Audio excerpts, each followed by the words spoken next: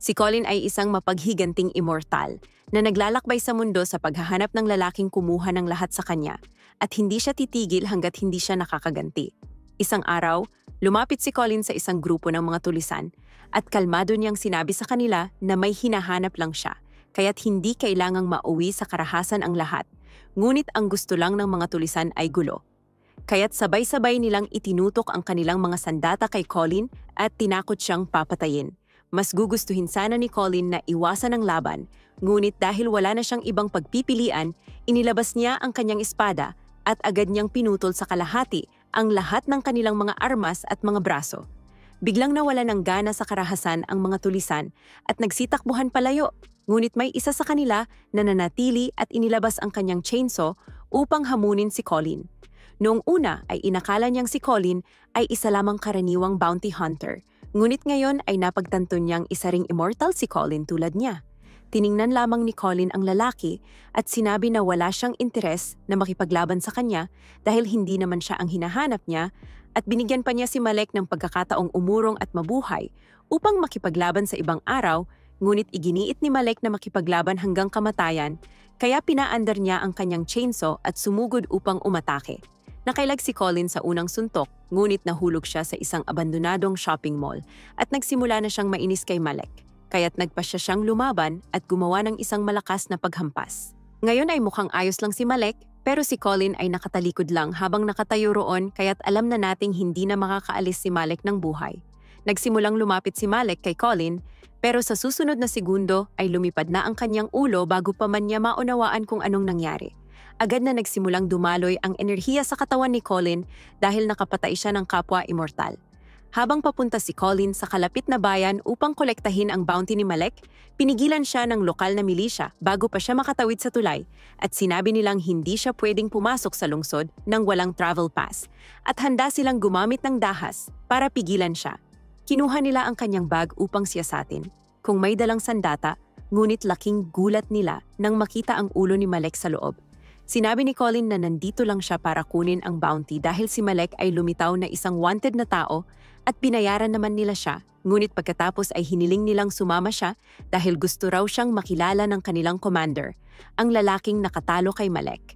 Wala talaga sa mood si Colin, kaya't nagsimula na siyang lumakad palayo, pero pinalibutan siya ng mga sundalo at sinabi nilang wala siyang pagpipilian. Isinakay nila si Colin sa kanilang sasakyan at nagsimulang pumasok sa lungsod habang tinututukan siya ng baril. At si Colin ay hindi naman talaga lumalaban, pero bigla siyang may napansin kaya tinabig niya ang baril at ginamit iyon upang pabagsakin ang kasunod na sasakyan.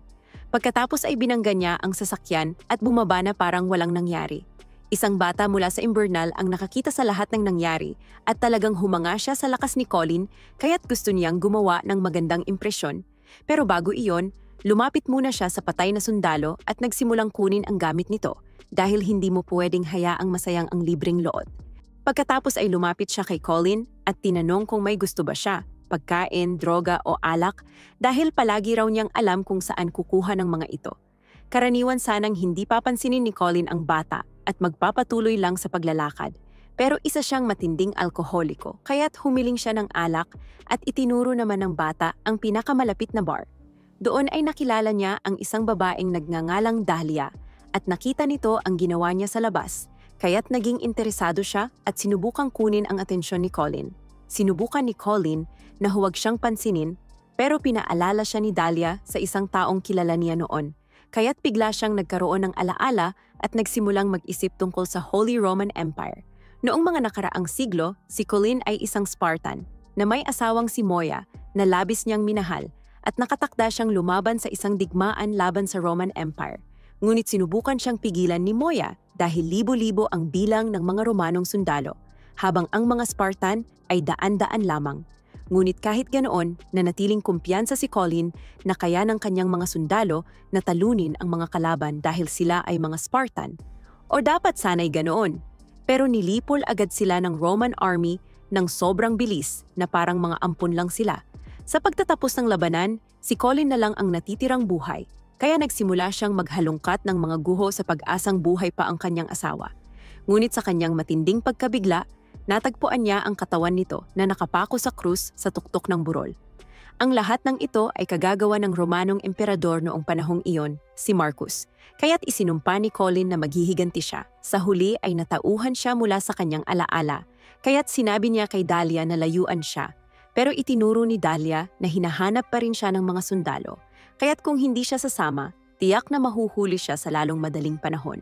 Samantala, sa gitna ng lungsod na ito, makikita natin ang isang nakakakilabot na perpektong utopia kung saan makukuha mo ang lahat ng gusto mo, basta't huwag lang libreng healthcare. Ang pinuno ng lugar na ito ay si Marcus at abala siya sa panunood sa kanyang kasintahan na nakikipagpatayan sa arena dahil wala nang mas sexy pa sa panunood ng nobya mong pumapatay ng tao.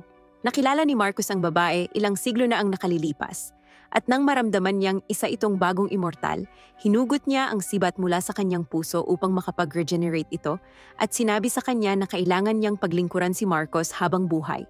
At simula noon, naging kasama na siya ni Marcus sa lahat ng oras. Sa kasalukuyan, sobrang na-excite si Marcus sa panunood sa kanya kaya't malapit na siyang makatikim ng matinding aksyon mula sa kanyang agila, ngunit bigla silang nabulabog ng isang tawag mula sa mga sundalo. Ipinagbigay alam nila na nakatakas ang lalaking ipinahuli ni Marcus, ngunit babaliktarin nila ang buong lungsod hanggat hindi nila ito nahahanap. Tinanong ng babae kung gusto ba ni Marcus na tumulong siya sa paghahanap dahil mas malakas siya kaysa sa kahit sinong sundalo, ngunit mas gusto ni Marcus na tapusin muna nila ang naudlot nilang kasiyahan. Habang nililibot ng mga sundalo ang mga lansangan sa paghahanap kay Colin, dinala siya ni Dahlia sa ilalim ng lupa patungo sa taguan ng mga taong walang kakayahang tumira sa Utopia. Habang naglalakad sila, nadaanan nila ang lokal na doktor na sinusubukang gamutin ang isang batang babae, ngunit sa kasamaang palad ay wala na siyang gaanong magawa dahil nahawa ito ng isang nakamamatay na virus. May bakuna na maaaring kontrahin ang virus, ngunit ang tanging paraan para makuha ito ay ang maging mamamayan ng Utopia, kaya sinabi ng doktor na malamang hindi na aabot ang bata sa susunod na mga araw. Dinala ni Dahlia si Colin pabalik sa kanyang bahay at sinabi sa kanyang magpakasaya muna habang siya'y naghahanda. Gayunpaman, alam ni Colin na siguradong may ibang dahilan si Dahlia kung bakit siya dinala roon, kaya't sinabi niyang sabihin na lang niya agad kung ano iyon. Kung hindi, aalis siya. Nataranta si Dahlia at nakiusap kay Colin na manatili dahil kailangan niya ng tulong nito. Mabilis na kumakalat ang virus nitong mga araw, kaya't mamamatay ang mga tao roon kung hindi sila makakakuha ng bakuna sa lalong madaling panahon. Pero hindi nakakita si Colin ng dahilan para makialam, kaya't tumalikod siya at naglakad palayo. Hinabol siya ni Dahlia pabalik sa ibabaw ng lungsod at nagmakaawang magbago siya ng isip. Ngunit sinabi ni Colin na ang mga problema ng lungsod na ito ay wala namang kinalaman sa kanya. Subalit, nang makita niya ang mukha ni Marcus sa isang billboard, bigla siyang nagkaroon ng dahilan para makisali. Mabilis niyang tinanong kung nasaan si Marcus ngayon. Kaya itinuro ni Dahlia ang tore sa gitna ng lungsod at sinabing naroon siya. Pero dahil sa advanced na security system at sa mga sundalong naghahanap sa kanya, imposibleng makapasok si Colin doon. Maliban na lang kung may taong gagabay sa kanya at nagkataong alam ni Dahlia ang lihim na pasukan.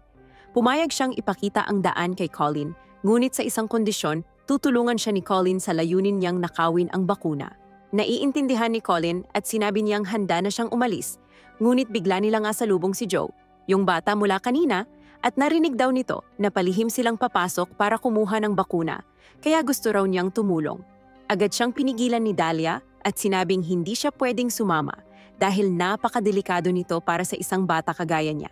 Pero mukhang ayos lang kay Colin na naroon si Joe hanggat hindi ito magdudulot ng abala. Nangako si Joe na gagawin niya ang lahat para hindi sila istorbohin, pero literal na 10 segundo lang ang lumipas ay nagsimula na siyang magdulot ng problema. Ang bagay kasi na nakuha niya mula sa patay na sundalo ay may alarm, kaya't nagsimulang gumawa ito ng malakas na ingay at nakaakit ng isang dambuhalang buwaya mula sa imburnal. Sinabi ni Colin kina Dahlia at Joe na tumakbo na, kaya't agad silang nagtakbuhan.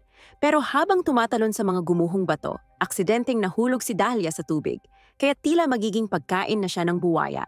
Pero sa huling segundo, tumalon din si Colin sa tubig at sa isang malinis na hampas ay pinugutan niya ng ulo ang buwaya.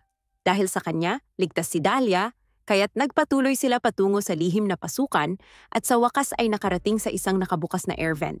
Sumilip si Dahlia sa vent para tiyaking walang bantay bago sila tumalon. Pero may ilang guwardya sa ibaba, kaya baka kailangan muna nilang maghintay. Subalit, hindi mahilig si Colin sa tahimik na option, kaya't tumaan siya sa vent ng buong lakas at agad niyang pinatay ang lahat ng guwardyang naroon.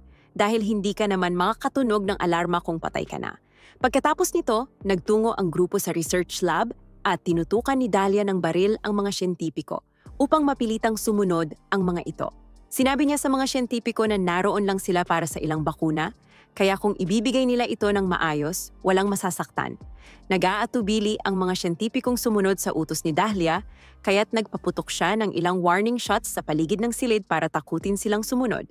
Sa proseso, aksidenteng nabaril ni Dahlia ang salamin ng isang containment chamber, kaya't nagsimulang magpanik ang lahat ng siyentipiko at nakiusap sa kanya na huminto, dahil kapag kumalat ang bagay na iyon ngayon, hindi matitiyak kung gaano karaming tao ang mamamatay. Habang nagkakagulo ang mga siyentipiko, natagpuan ni Joe ang refrigerator kung saan nakaimbak ang mga bakuna. Ibinigay ni Dahlia ang kanyang bag sa kanya at sinabing ilagay niya roon ang mga bakuna. Ngunit sa ngayon, mas nakafocus siya sa sinabi ng mga siyentipiko tungkol sa posibleng pagkalat ng bagay na iyon. Ipinaliwanag ng mga siyentipiko na may perpektong virus sa silid na iyon, may 100% infection rate at 100% mortality rate. Kaya kapag nakawala ito, siguradong mamamatay silang lahat. Nalito si Dahlia at tinanong kung bakit meron silang virus na mas delikado pa kaysa sa kumakalat na virus ngayon. Ngunit bigla niyang napagtanto na ang mga siyentipiko rin ang may kagagawan sa virus na pumatay sa karamihan ng mga tao sa lungsod. Sinabi ng isa sa mga siyentipiko na sumusunod lang daw sila sa utos ng kanilang boss, pero bigla na lang tumunog ang alarma. Senyales na isinasailalim sa lockdown ang gusali upang hulihin sila. Sinabi ni Dahlia kay Joe na bilisan ang pagkuha ng mga bakuna dahil kailangan na nilang umalis. Pero habang tinatangka nilang makatakas, naramdaman ni Colin ang presensya ni Marcus sa paligid, kaya't iniwan niya sina Dahlia at Joe at pumasok sa isang elevator para habulin ito. Simula nang patayin ni Marcus si Moya at dahil pareho silang immortal, hinahabol na siya ni Colin hanggang sa dulo ng mundo. Hinabol niya si Marcus sa mismong araw na bumagsak ang Roman Empire at naabutan niya ito sa kanyang silid. Pero si Marcus ay isang chill na tao na wala talagang pakialam, kaya't kalmado lang siyang humawak ng espada at nagsimulang hiwain si Colin. Kahit pareho silang immortal, maaari pa rin silang masugatan at kapag naputol ang ulo mo, mamamatay ka pa rin kahit isa kang immortal. Malapit nang putulin ni Marcus ang ulo ni Colin upang tuluyan na siyang tapusin. Pero nabulabog siya ng pagdating ng mga sundalo na sumalakay upang wasakin ang Roma, kaya't napilitan si Marcus na tumakas muna. Pagkatapos noon, ginugol ni Colin ang sumunod na milenyo sa paghahanap kay Marcus sa bawat larangan ng digmaan sa buong mundo. Mula sa mga digmaan noong panahon ng mga samurai, sa mga digmaan sa unang Amerika, hanggang sa ikalawang digmaang pandaigdig. Sa World War II, sa wakas ay nakita ni Colin si Marcus sa isa sa mga eroplano ng kalaban. At hindi man lang siya nag-alinlangan, tumalon agad siya sa pakpak ng eroplano para makipaglaban kay Marcus. Namangha si Marcus sa pagiging pursigido ni Colin, pero iniisip niyang wala pa ring laban si Colin sa kanya dahil espada lang ang meron si Colin, habang siya ay may baril. Gayunpaman, sa lahat ng digmaang dinaanan ni Colin, nakamit niya ang matinding kasanayan, kaya't habang nagpapaputok si Marcus ng baril, hinarang ni Colin ang mga bala gamit ang kanyang katana.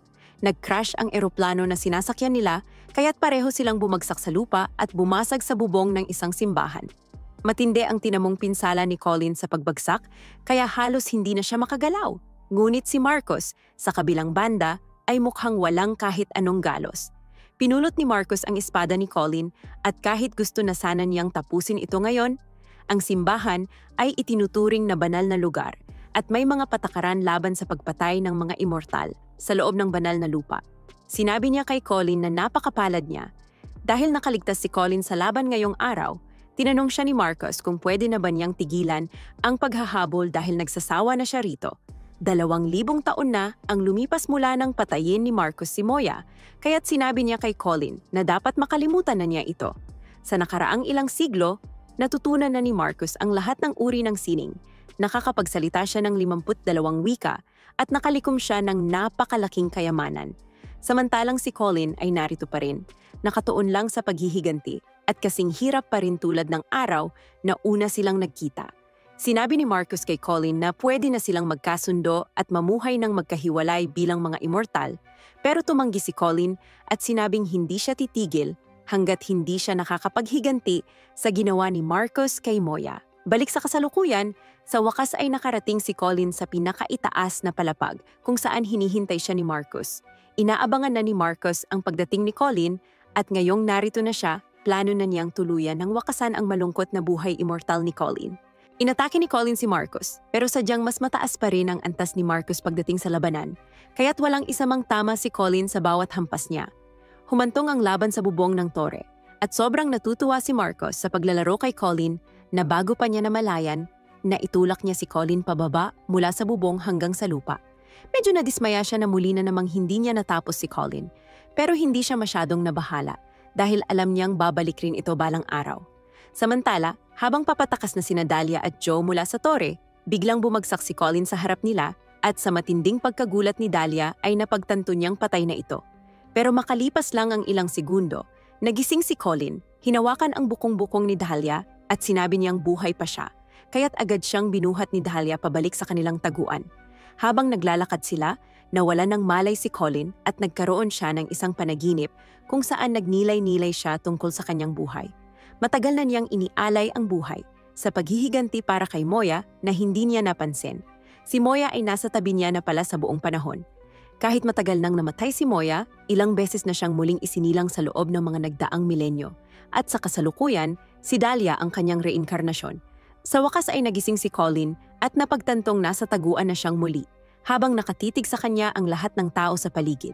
Namangha sila sa katotohanang nabuhay si Colin muli matapos ang ganoong kalalang pinsala, habang may ilan na natatakot sa kanya dahil sa kanyang pagiging immortal. Mas marami ang humahanga sa kanya dahil nakikita nila siya bilang kanilang tagapagligtas. Ngayon na alam na nilang gumagawa si Marcus ng virus para lipulin silang lahat, hindi na sila pwedeng magtago pa, kaya naghanda ang lahat at lumabas upang harapin si Marcus.